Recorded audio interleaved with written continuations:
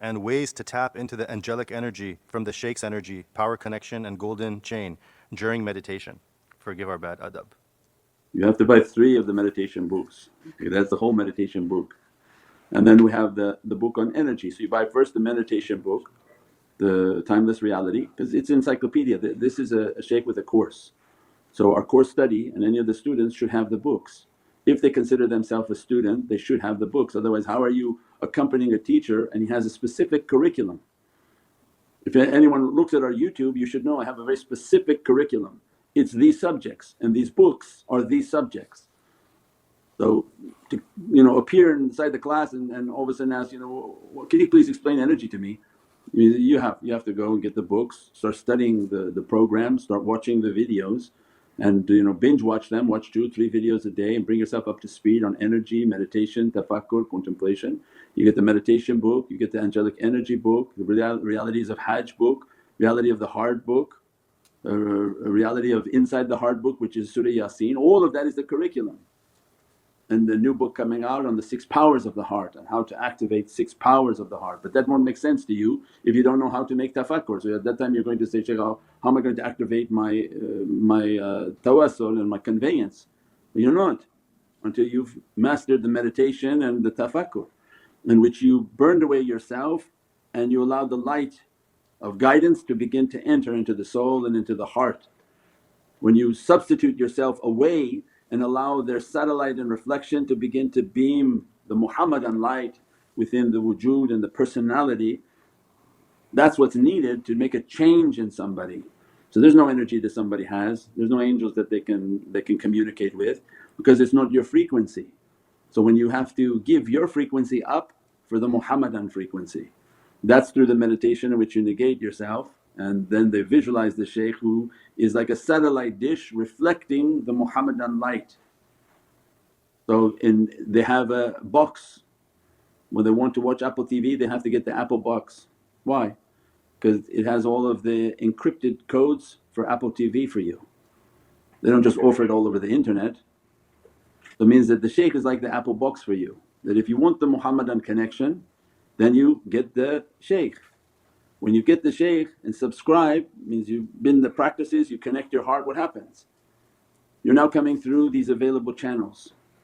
It's like you have a subscription with him and through your subscription you can log on to that Muhammadan channel. So all of what we have of technology, people should be able to quickly understand these analogies. Why they don't, it's beyond me. That you have to go and subscribe to get to a television show. So you don't think you have to have a subscription to get to the heart of Prophet and not a paid subscription, but means you have to have a shaykh, you have to have a connection, you have to have a loyalty, you have to learn on how to log into his heart because he's beaming a Muhammadan channel for you. So how do you log on to his heart and how do you connect into his heart? And as a result that conveyance begins to come, the channel begins to flow and all the ulum and the knowledges for the channel are flowing. And it's encrypted, why? Otherwise shaitan would take the channel too and try to learn. But they're not, they're highly encrypted. So as we get closer into these technologies we're starting to understand the keys and that you have to have cold storage and anything on a network anyone can hack it. So yeah, people think, oh I'll get the book and I'll learn everything. No, the shaykh is the cold storage, you have to meditate. The book will give you some understandings but it will not come until it's unlocked within the heart of the student. Even the Qur'an we described before and they released the video this week of that reality. The people think that, I'll just get the Qur'an and learn everything. What are you talking about? The Qur'an is more powerful than your phone. Your phone looks at your eye and says, hey this is not you, we're not opening, right? You give your phone to your friend and say, open my phone, say you can't, your eye has to be identified. You don't think the Qur'an is far beyond even their understanding? That the Qur'an looks at your face and says, for you, you get page 1 barely understanding. You think it's just giving its secrets out? No, it reads your face and exactly who you are and what your level of ishq and love for Prophet, or you're just an intelligence officer trying to figure out Islam, or you're a language scholar just trying to understand Arabic. It reads you and as a result it gives you the level of information that Allah wants you to understand. It's a locked and encrypted book because it's from heavens. This is as well as the heart of awliya and the ulum and the knowledges of awliya, that look like they're being displayed for the public but it's encrypted. Because you can have friends that, hey, read this 3 pages of this book or read this, it's so encrypted that they fall asleep within 2 or 3 pages because they can't understand it, they don't even make any sense of it, it's locked to them and it's locked to their hearts.